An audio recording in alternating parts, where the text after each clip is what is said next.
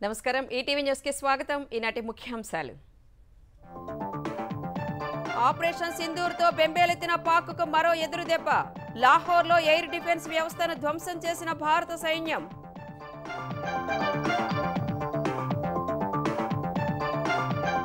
LOC సరిహద్దుల్లో కేంద్రం ముందు జాగ్రత్తలు 27 విమానాశ్రయాల మూసివేత పంజాబ్లో హై అలర్ట్ ప్రకటించిన అధికారులు పాక్లో 100 మంది ఉగ్రవాదులు చనిపోయారన్న కేంద్రం ఆపరేషన్ సింధూర్ ఆగబోదన్న రాజ్నాథ్ మద్దతు పలికిన విపక్షాలు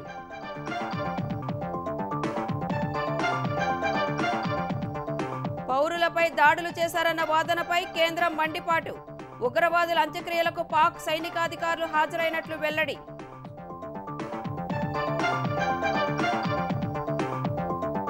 రాజధానిగా అమరావతిని గుర్తించాలని కేంద్రానికి ఏపీ సర్కార్ ప్రతిపాదన విభజన చట్టంలో మార్పులు చేయాలని కేబినెట్ తీర్మానం శ్రీ సిటీలో 5,000 కోట్లతో ఎల్జీ యూనిట్ శంకుస్థాపన చేసిన మంత్రి లోకేష్ 2,000 మంది యువతకు ఉపాధి లభిస్తుందని వెల్లడి హైదరాబాద్ అభివృద్ధికి విపక్షాలు అడ్డుపడుతున్నాయన్న సీఎం భూముల పరిరక్షణకే హైడ్రాను తెచ్చామని రేవంత్ రెడ్డి స్పష్టీకరణ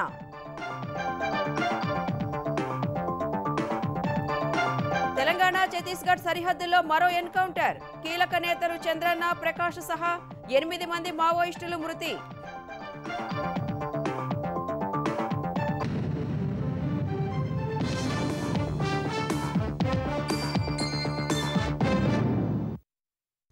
పహల్గాం దాడి తర్వాత భారత్ చేసిన ప్రతీకార దాడులతో బెంబేలెత్తుతున్న పాకిస్తాన్కు మరో ఎదురు దెబ్బ తగిలింది ప్రతీకార దాడులతో పాక్ చుక్కలు చూపిన భారత సైన్యం డ్రోన్లు క్షిపణులతో దాడులకు దాయాది చేసిన ప్రయత్నాలను సమర్థంగా తిప్పికొట్టింది గత రాత్రి కశ్మీర్ నుంచి గుజరాత్ వరకు 15 నగరాలపై పాక్ దాడులకు యత్నించగా భారత వైమానిక దళానికి చెందిన S-400 సుదర్శన్ చక్ర గగనతల రక్షణ వ్యవస్థ వాటిని అడ్డుకుంది ఇదే సమయంలో పాకిస్తాన్లోని ఎయిర్ డిఫెన్స్ రాడార్లు రక్షణ వ్యవస్థలే లక్ష్యంగా దాడులు చేసిన భారత సైన్యం వాటిని ధ్వంసం చేసింది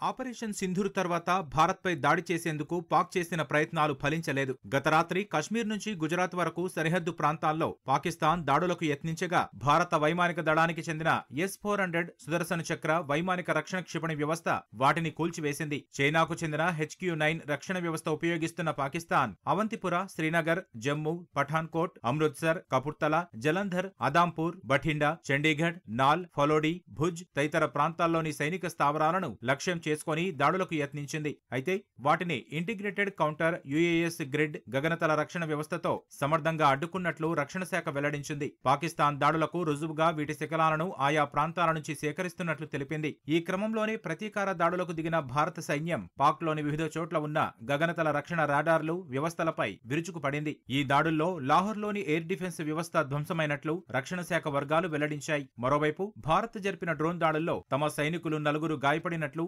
పాకిస్తాన్ ప్రకటించింది ఈ దాడుల సమాచారంతో అప్రమత్తంగా ఉండాలని లాహోర్లోని తమ పౌరులకు రాయబార కార్యాలయం సిబ్బందికి అమెరికా అడ్వైజరీ జారీ చేసింది సురక్షిత ప్రాంతంలో ఆశ్రయం పొందాలని సూచించింది అటు నియంత్రణ రేఖ వెంబడి పాకిస్తాన్ కాల్పుల విరమణ ఒప్పందం ఉల్లంఘనలను కొనసాగిస్తూనే ఉంది గత అర్ధరాత్రి నియంత్రణ రేఖ వెంబడి పలు సెక్టార్లలో కాల్పులకు పాల్పడింది పాక్ కాల్పుల్లో 3 మహిళలు 5 చిన్నారులు సహా 16 మంది ప్రాణాలు కోల్పోయారు పదుల సంఖ్యలో గాయపడ్డారు ఇంతకుముందు చిన్న తరహా ఆయుధాలను వాడిన పాక్ ఆపరేషన్ సింధూర్ తర్వాత మోర్టార్ గన్స్ శతఘ్నులతో దాడులకు దిగినట్లు సైనిక వర్గాలు తెలిపాయి ప్రధానంగా కుప్వారా బారాముల్లా ఉరి అఖ్నూర్ సెక్టార్లలోని సరిహద్దు గ్రామాలపై పాక్ బలగాలు మోర్టార్ షెల్లింగ్ తో దాడులకు పాల్పడుతున్నాయని సైనిక వర్గాలు తెలిపాయి ఈ దాడులను సమర్థంగా తిప్పికొట్టినట్లు పేర్కొన్నాయి పాక్ కాల్పులు జరుపుతున్నందున అక్కడి ప్రజల్ని సురక్షిత ప్రాంతాలకు తరలిస్తున్నారు ఫిరోజ్పూర్ సెక్టార్ వద్ద సరిహద్దును దాటేందుకు యత్నించిన చొరబాటుదారుణ్ణి BSF సిబ్బంది మట్టుబెట్టారు తాజా సమాచారం ప్రకారం జమ్మూ లక్ష్యంగా ఆత్మాహుతి డ్రోన్లతో పాకిస్తాన్ దాడులకు తెగబడుతోంది ఈ దాడులను సైన్యం ధీటుగా తిప్పికొడుతోంది జమ్మూ కాశ్మీర్ అఖ్నూర్లో యుద్ధ సైరన్లు మోగాయి ఈ దాడుల నేపథ్యంలో ప్రజలంతా ఇళ్లలోనే ఉండాలని సైన్యం హెచ్చరికలు జారీ చేసింది జమ్మూలో విద్యుత్ సరఫరా నిలిపివేసిన అధికారులు బ్లాకౌట్ పాటిస్తున్నారు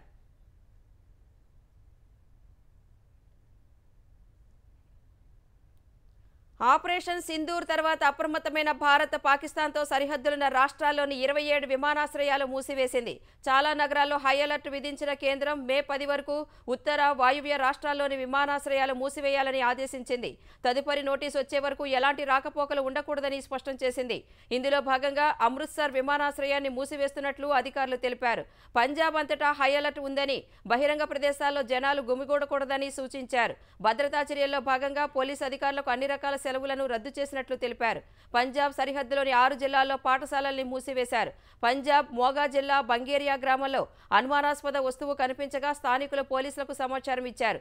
వెంటనే అక్కడికి వెళ్లిన పోలీసులు, ఇతర బృందాలు అనుమానాస్పద వస్తువును స్వాధీనం చేసుకుని పరీక్షల కోసం పంపాయి. ప్రజలు భయపడవద్దని, తమ వద్ద ఉన్న ఏ సమాచారమైనా నేరుగా పోలీసులకు చేరవేయాలని అధికారులు విజ్ఞప్తి చేశారు. ఉగ్ర శిబిరాలపై భారత్ చేపట్టిన ఆపరేషన్ సింధూర్లో దాదాపు 100 మంది ఉగ్రవాదులను మట్టుబెట్టినట్లు కేంద్రం వెల్లడించింది. ఈ మేరకు ఢిల్లీలో జరిగిన అఖిలపక్ష సమావేశంలో రక్షణ మంత్రి రాజ్నాథ్ సింగ్ వెల్లడించారు. ఢిల్లీలోని పార్లమెంటు లైబ్రరీ భవనంలో సుమారు గంటన్నర పాటు జరిగిన ఈ సమావేశానికి కేంద్ర మంత్రులు అమిత్ షా, జయశంకర్, జేపీ నడ్డా, నిర్మలా సీతారామన్, కిరణ్ రిజిజు, కాంగ్రెస్ అగ్రనేతలు మల్లికార్జున ఖర్గే, రాహుల్ గాంధీ తదితరులు హాజరయ్యారు. ఈ సమావేశంలో త్రివిధ దళాలను అఖిలపక్ష నేతలు అభినందించారు. ఆపరేషన్ సింధూర్ విజయం అనంతర పరిణామాలు, కేంద్రం తీసుకున్న వివిధ నిర్ణయాలను ప్రతిపక్షాలకు రాజ్నాథ్ వివరించారు. 9 ఉగ్రస్థావరాలపై అత్యంత ఖచ్చితత్వంతో దాడులు నిర్వహించినట్లు రాజ్నాథ్ చెప్పారు. ప్రస్తుతం ఉద్రిక్తతలు కొనసాగుతున్నాయన్న రాజ్నాథ్ వాటిని పెంచాలనే ఉద్దేశం తమకు లేదన్నారు. అయితే పాక్ రెచ్చగొట్టే చర్యలకు పాల్పడితే వెనక్కి తగ్గేదే లేదన్నారు. ఆపరేషన్ సింధూర్ కొనసాగుతుందని రాజ్నాథ్ చెప్పారు. అటు ప్రతిపక్షాలు అత్యంత పరిణతితో వ్యవహరించాయని కేంద్ర మంత్రి కిరణ్ రిజిజు చెప్పగా, ఈ విషయంలో తమ సంపూర్ణ మద్దతు ప్రభుత్వానికి ఉంటుందని ఖర్గే చెప్పారు. सबसे पहले रक्षा मंत्री जी ने ऑपरेशन सिंदूर के बारे में लीडर्स को जानकारी दिया, परिस्थिति के बारे में सरकार का मंशा, सारे चीजों को लेकर के ब्रीफिंग हुआ। उसके बाद में सारे पॉलिटिकल लीडर्स ने मैच्योरिटी दिखाया है। ऐसे वक्त में जब देश एक बहुत बड़ी चुनौती को हाथ में ले करके काम कर रहे हैं, तो इसमें राजनीति का कोई जगह नहीं है और सब लीडर्स ने एक मत से सेनाओं ने जो कार्रवाई की है ऑपरेशन सिंदूर को लेकर के पूरे बधाई भी दिया और सबने एक जुट में कहा है कि सरकार का हर निर्णय को साथ देंगे, सेना के हर कार्रवाई को साथ देंगे। सब पॉलिटिकल पार्टीज ने, सिर्फ पॉलिटिकल पार्टीज ही नहीं, पूरा देश एक साथ है। जो उन्होंने कहा वो हमने सुना। देश के हित में उन्होंने कहा कि कोई चीज कॉन्फिडेंशियल है, रक्षा के विषय में हम उसको अब नहीं कह सकते हैं, ये उन्होंने कहा। सभी ने ये बताया कि इस घड़ी में हम सब आपके साथ हैं और आप जो काम कर रहे हैं करते रहिए और देश के हित में हम आपके साथ रहेंगे। భారత్ సహనాన్ని అవకాశంగా తీసుకోవాలని ఎవరైనా ప్రయత్నిస్తే ఆపరేషన్ సింధూర్ తరహా చర్యలకు సిద్ధంగా ఉండాలని రక్షణ మంత్రి రాజ్నాథ్ హెచ్చరించారు. ఢిల్లీలో జరిగిన నేషనల్ క్వాలిటీ కాంక్లేవ్లో మాట్లాడిన రాజ్నాథ్ దేశ భద్రత విషయంలో రాజీ పడే ప్రసక్తే లేదని స్పష్టం చేశారు. ఆపరేషన్ సింధూర్లో పాల్గొన్న సైన్యానికి అభినందనలు తెలిపిన రక్షణ మంత్రి సైనికులు చూపిన ధైర్య సాహసాలు భారత్కు గర్వకారణమన్నారు. భారత సైనిక సంపత్తి రాశి వాసీ పరంగా మెరుగైందని చెప్పారు. ఏ దేశమైనా రక్షణ రంగంలో స్వయం సమృద్ధి సాధించకపోతే పూర్తి స్వాతంత్ర్యం రానట్లేనని రాజ్నాథ్ వ్యాఖ్యానించారు. రక్షణ కోసం దిగుమతులపై ఆధారపడితే ఆత్మశక్తి సన్నగిలినట్లేనని, విదేశాల నుంచి ఆయుధాలు కొనుగోలు చేస్తే మన రక్షణను అవుట్సోర్సింగ్ చేసుకున్నట్లేనని రాజ్నాథ్ అన్నారు.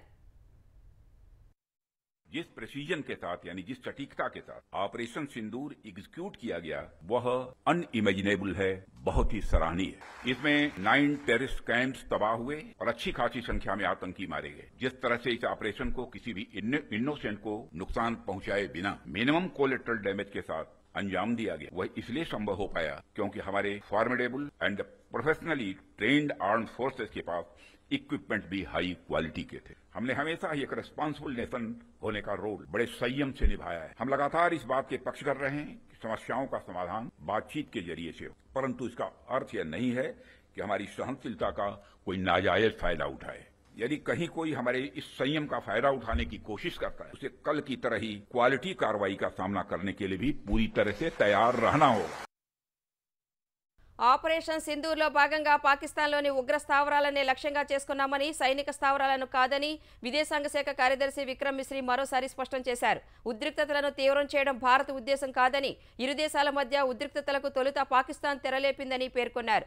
ఆపరేషన్ సింధూర్కు సంబంధించి colonel Sofiya Qureshi, wing commander Vyomika సింగ్లతో కలిసి మాట్లాడిన మిశ్రీ అంతర్జాతీయ సమాజానికి దాయాది దేశం తప్పుడు సమాచారం అందిస్తోందని మండిపడ్డారు.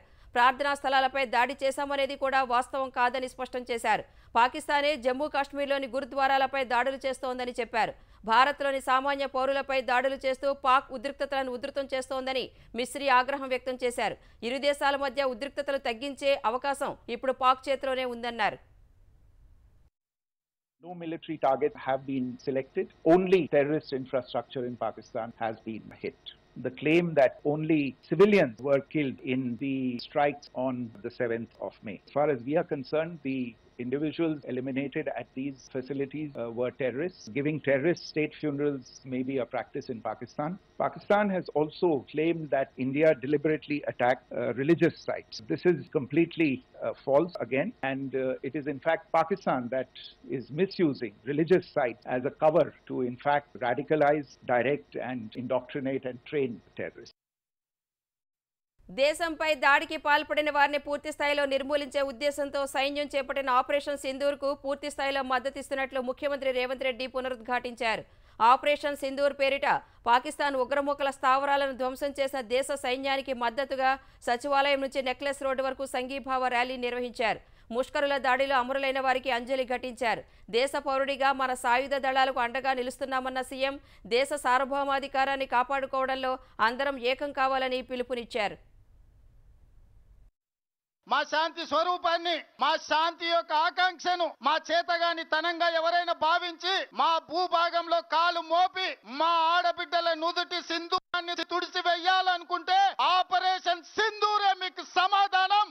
ఆపరేషన్ సింధూర్ ద్వారా మిమ్మల్ని నేలమట్టం చేసే శక్తి మా వీర జవానులకున్నది.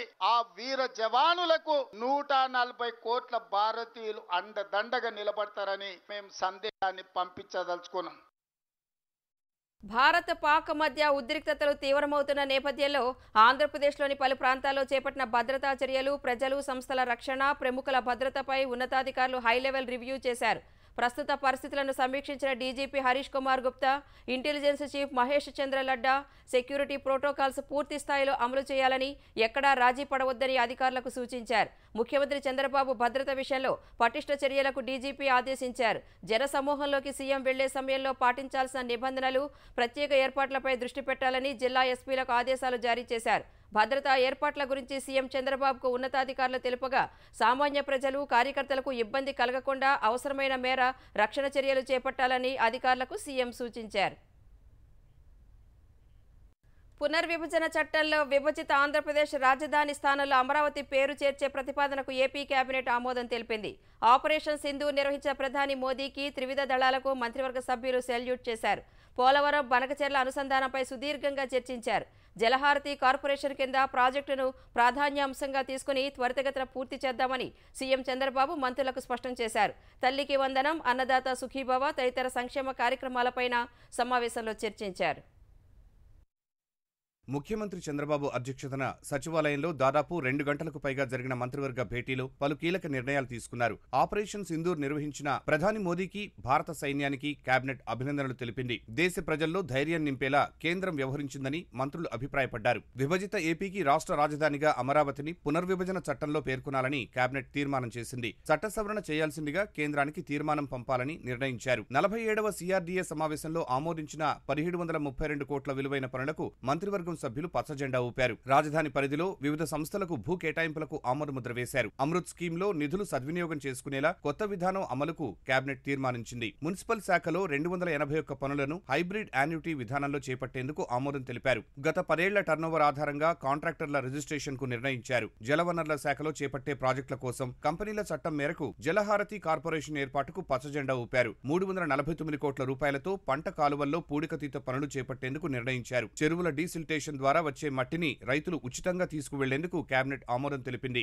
రాష్ట్రపతి ఆమోదం కోసం కేంద్ర హోంశాఖ వద్ద పెండింగ్ లో ఉన్న బిల్లులు వెనక్కి తీసుకోవాలని నిర్ణయించారు. 2019లో చేసిన ఈ చట్ట సవరణ బిల్లులు కేంద్ర ప్రభుత్వ చట్టాలకు అనుగుణంగా లేవని స్పష్టం చేశారు. మత్స్యకారులకు 20,000 చొప్పున అందించిన ఆర్థిక సాయంను ఆమోదించారు. కడప జిల్లాలో అదానీ గ్రీన్ ఎనర్జీ చేపట్టే పంప్డ్ స్టోరేజ్ ప్రాజెక్టు ఏర్పాటుకు నెట్ క్యాప్ ద్వారా 19,164 ఎకరాల భూ కేటాయింపులు చేస్తూ నిర్ణయం తీసుకున్నారు. ఇండియన్ ఆయిల్ కార్పొరేషన్ కు కర్నూలు జిల్లా తండ్రపాడులో సిటీ గ్యాస్ టెర్మినల్ కోసం 5 ఎకరాలు, విశాఖలో ఏపీ టూరిజం డెవలప్మెంట్ అథారిటీకి 18.7 ఎకరాలు కేటాయించారు. పర్యాటక శాఖ ద్వారా చేపట్టే మెగా ఈవెంట్లకు 78 కోట్లు కేటాయిస్తూ తీర్మానించారు. ఏపీ మారిటైమ్ బోర్డు సేకరించిన భూములను ఏపీ ఐఐసీకి బదలాయించేందుకు కేబినెట్ తీర్మానించింది. ఏపీ పీడీసీఎల్ ను ఎన్పీఏ దశ నుంచి తప్పించేందుకు ఏపీ జెన్కోకు 650 కోట్లు కేటాయించిన అంశాన్ని ఆమోదం తెలిపారు. నెల్లూరు పెన్నా నది ఒడ్డున భగత్ సింగ్ నగర్ లో 36 ఎకరాల్లో పేదలు నిర్మించుకున్న కట్టడాలు క్రమబద్ధీకరిస్తూ తీర్మానించారు. ఎప్పటి నుంచో స్థిర నివాసం ఏర్పాటు చేసుకున్న పేదలకు మంగళగిరి తరహాలో రాష్ట్ర వ్యాప్తంగా ఆస్తి హక్కు కల్పించే దిశగా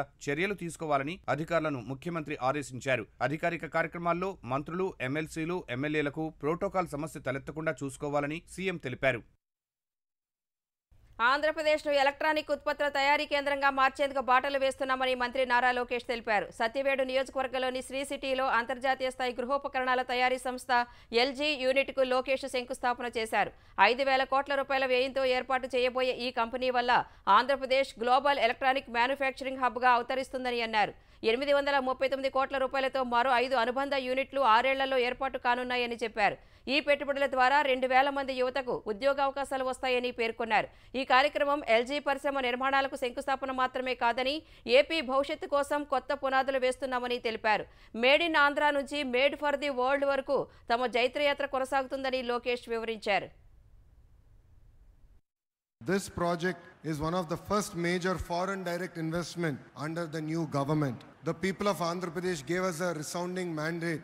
It's a history that we created in the last election. 94% of the seats that we contested, we won.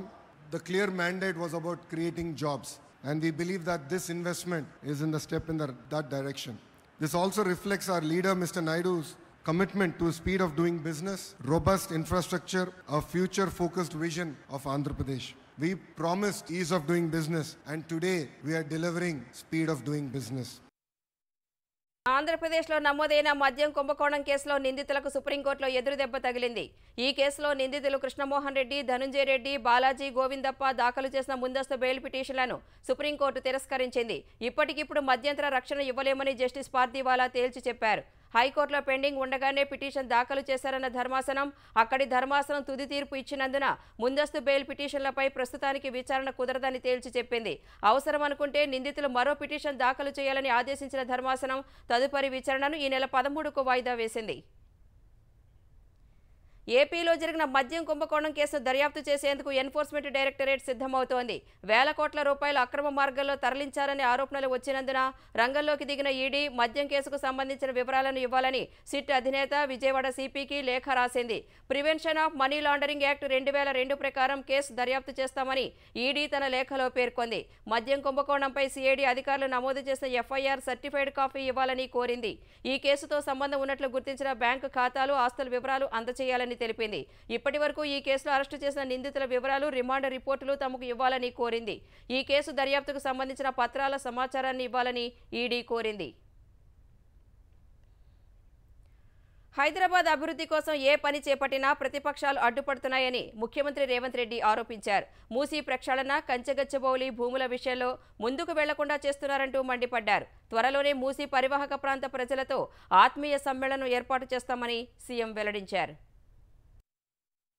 హైదరాబాద్లో విపత్తు నిర్వహణ, ప్రభుత్వ ఆస్తుల రక్షణ కోసం ఏర్పాటు చేసిన హైడ్రా సంస్థకు సికింద్రాబాద్లోని బుద్ధ భవన్లో నూతనంగా ఏర్పాటు చేసిన పోలీస్ స్టేషన్ను ముఖ్యమంత్రి రేవంత్ రెడ్డి ప్రారంభించారు. హైడ్రా వెబ్సైట్ను కూడా ఆవిష్కరించిన సీఎం తర్వాత హైడ్రాకు సమకూర్చిన యంత్రాలు, వాహనాలను ప్రారంభించారు. దేశంలోని పలు మెట్రోపాలిటన్ నగరాల్లో జీవించలేని పరిస్థితులు నెలకొంటున్నాయని రేవంత్ రెడ్డి పేర్కొన్నారు. హైదరాబాద్కు అలాంటి పరిస్థితి రానియొద్దని భావించి హైడ్రాను తీసుకొచ్చినట్లు వెల్లడించారు. ఈ దిశలోనే మూసీ సహా వేర్వేరు ప్రాంతాల్లో ఆక్రమణల్ని తొలగిస్తుంటే ఆక్రమణదారులు భయపడుతున్నారని సీఎం ఆక్షేపించారు.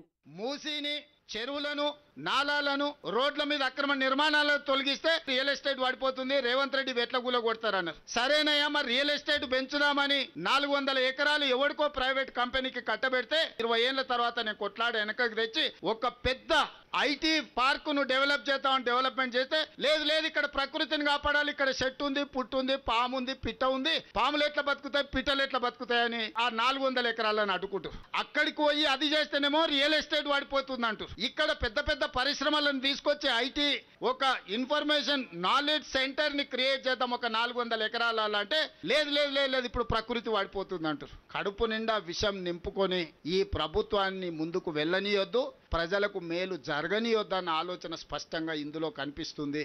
మూసీని ప్రక్షాళన చేసి నగరవాసులకు మంచి జీవితం ఇవ్వాలని భావించామని ఆ కార్యక్రమానికి కూడా అడ్డుపడుతున్నారని రేవంత్ రెడ్డి మండిపడ్డారు.